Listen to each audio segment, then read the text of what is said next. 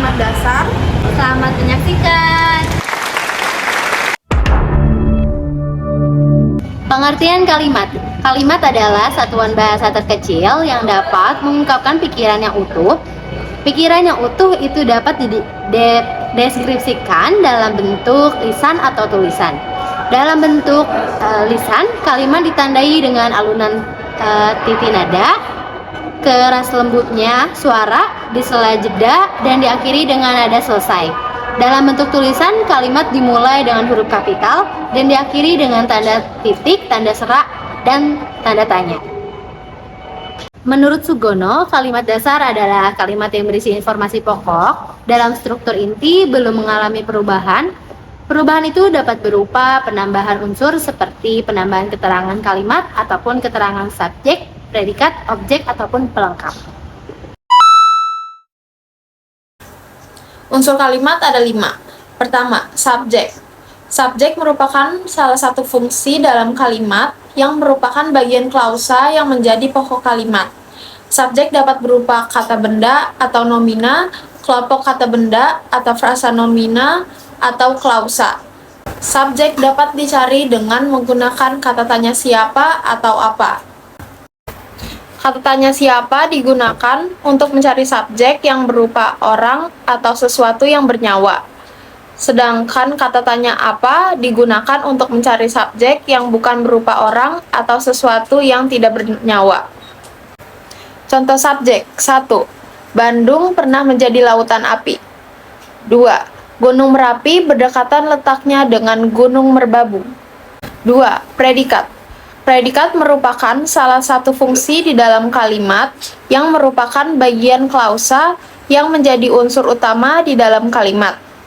Predikat dalam bahasa Indonesia dapat berupa kata kerja atau verba, atau kelompok kata kerja atau frasa verbal, kata sifat atau adjektiva, atau kelompok kata sifat atau frasa adjektival, atau kata benda atau nomina, atau kelompok kata benda atau frasa nominal.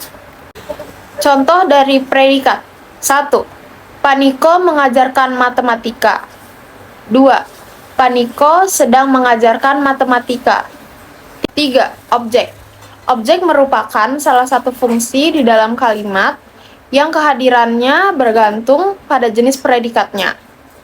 Objek biasanya berupa nomina, frasa nominal, atau klausa yang selalu muncul di sebelah kanan predikat yang berupa kata kerja transitif atau verba transitif. Jika predikat bukan berupa verba transitif, objek tidak hadir atau tidak muncul di dalam kalimat tersebut. Contoh dari objek ada jaksa menghadiri saksi dan ketua MPR menghadiri pelantikan para gubernur. Yang keempat, ada pelengkap. Pelengkap atau komplement adalah bagian kalimat yang melengkapi predikat. Letak pelengkap umumnya di belakang predikat yang berupa verbal. Posisi ini juga bisa ditempati oleh objek dan jenis kata yang mengisi pelengkap dan objek juga bisa sama, yaitu nominal atau frasa nominal. Akan tetapi antara pelengkap dan objek terdapat perbedaan. Contoh predikat. 1. Ketua MPR membacakan Pancasila. 2. Pancasila dibacakan oleh Ketua MPR. Kelima, ada keterangan. Keterangan adalah bagian kalimat yang menerangkan pelengkap dan klausa dalam sebuah kalimat. Pengisi keterangan adalah adverbial, frasa nominal, frasa proposisional, atau klausa. Posisi keterangan boleh di mana saja, seperti di awal, di tengah, atau di akhir kalimat. Contoh keterangan. 1. Antoni menjilid makalah kemarin pagi. Dan Antoni kemarin pagi menjilid makalah. Dalam unsur-unsur kalimat tersebut, sekurang-kurangnya harus memuat subjek dan predikat. Syarat kalimat. Persyaratan pokok yang perlu diperhatikan adalah adanya unsur predikat dan permutasi unsur kalimat. Keduanya dapat dijadikan alat untuk mengetas sebuah pernyataan. Setiap kalimat dalam merealisasinya sekurang-kurangnya memiliki predikat. Sedangkan pernyataan yang tidak memiliki predikat disebut frasa. Untuk menentukan predikat sebuah kalimat dapat dilakukan pemeriksaan terhadap verba dalam uraian kata yang bersangkutan. Umumnya kalimat bahasa Indonesia berpredikat verba. Pola dasar kalimat bahasa Indonesia. Pola dasar kalimat bahasa Indonesia ada 6, yaitu 1. Kalimat dasar berpola SP. Kalimat dasar tipe ini memiliki unsur subjek dan predikat. Predikat kalimat untuk tipe ini dapat berupa kata kerja, kata benda, kata sifat, atau kata bilangan. Contoh dari kalimat ini adalah anak-anak sedang belajar. Yang kedua, kalimat dasar berpola SPO. Kalimat dasar tipe ini memiliki unsur subjek, predikat, dan objek. Contoh dari kalimatnya, Rani mendapat hadiah. Yang ketiga, kalimat dasar berpola SPPL. Kalimat dasar tipe ini memiliki unsur subjek, predikat, dan pelengkap. Contoh kalimatnya, anaknya berternak ayam. Yang keempat, kalimat dasar berpola SPOPL. Kalimat dasar tipe ini memiliki unsur subjek, predikat, objek, dan pelengkap. Kalimatnya, dia mengirimi saya surat. Yang kelima, kalimat dasar berpola SPK. Kalimat dasar tipe ini memiliki unsur subjek, predikat, dan keterangan. Contoh dari kalimatnya, kami tinggal di Jakarta. Yang terakhir, 6. Kalimat dasar berpola SPOK. Kalimat dasar tipe ini memiliki unsur subjek, predikat, objek, dan keterangan. Contoh dari kalimatnya, kami memasukkan pakaian ke dalam lemari. Jenis-jenis kalimat menurut fungsinya. Kalimat dalam bahasa Indonesia berdasarkan fungsinya dapat dibedakan menjadi 4. Yang pertama, ada kalimat pernyataan atau deklaratif.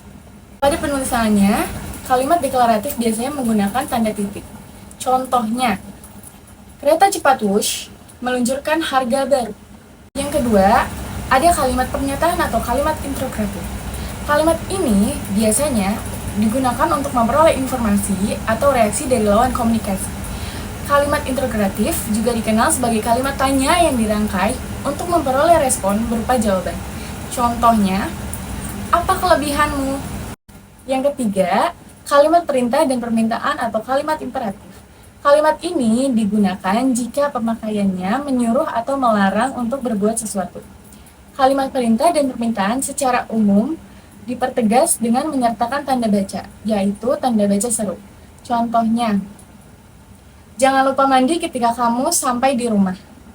Yang keempat, ada kalimat seruan. Kalimat seruan digunakan untuk menyampaikan atau mengungkapkan perasaan yang kuat dan mendadak. Contoh, wow, keren sekali gayamu.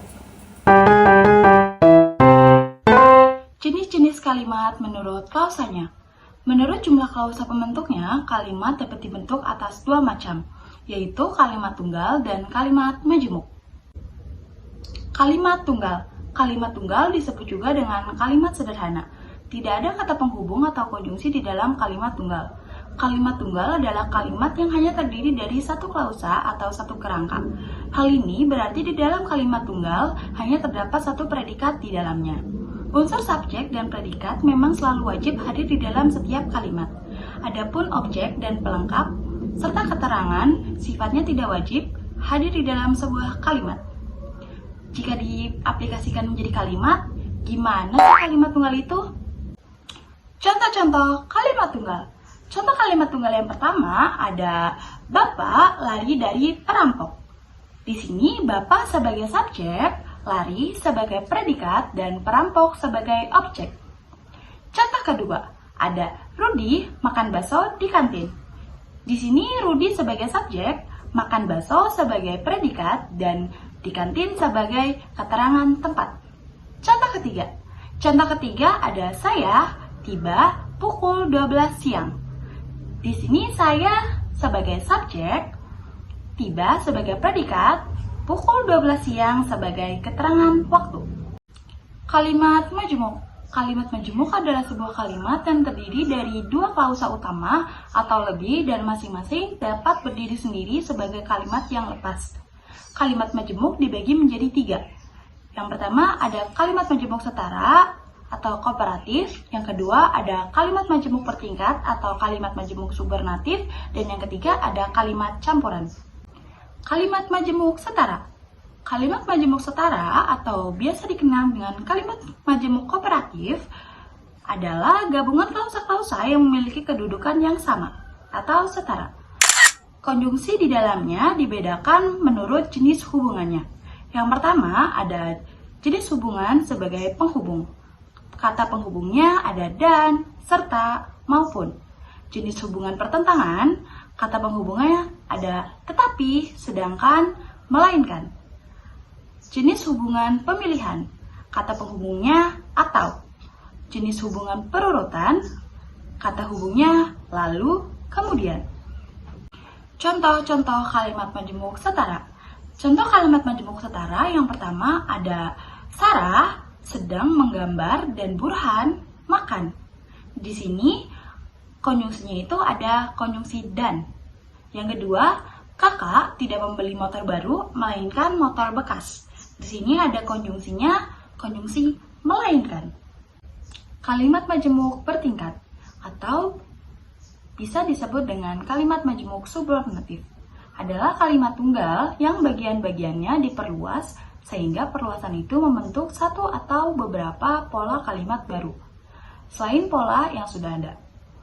Di dalam kalimat majemuk bertingkat kita mengenal istilah induk kalimat dan anak kalimat. Induk kalimat adalah kalimat yang bersifat tetap atau tidak mengalami perubahan. Sedangkan anak kalimat adalah kalimat yang diperluas membentuk kalimat baru. Anak kalimat ditandai dengan pemakaian kata penghubung dan bila mendahului induk kalimat dipisahkan dengan tanda koma. Konjungsi-konjungsi di dalam kalimat majemuk bertingkat. Di dalam kalimat majemuk bertingkat, konjungsi-konjungsinya dibedakan menurut jenis hubungannya. Yang pertama, jenis hubungan waktu. Kata penghubungnya ada sejak, sedari, sewaktu, sementara, seraya, setelah.